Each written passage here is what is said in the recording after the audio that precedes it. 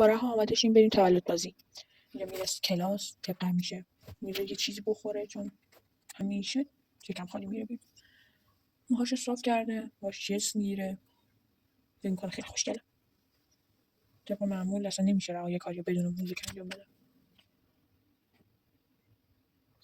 موهاشو دو بسته بسته که شاید خوشگل بشه. ما هممون میدونیم ما هنوز زشته. عدو بسولت چی از خودش در میاره؟ آرایش میکنه، تپ تپ تپ تپ تپ اینو میزنه به صورتش، تپ تپ تپ تپ میزنه به صورتش. چه در میخوره؟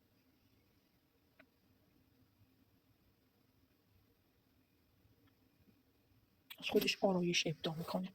من نمیدونم. صورتش رو برمی‌داره سفید میکنه، هایلایتر مایلایتر.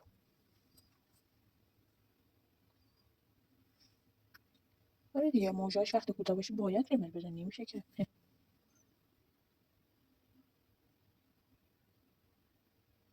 لباس میپوشه.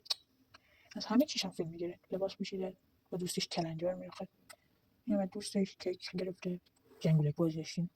تنها نیست، خودش نیست، فقط جنگولک بازی میکنه.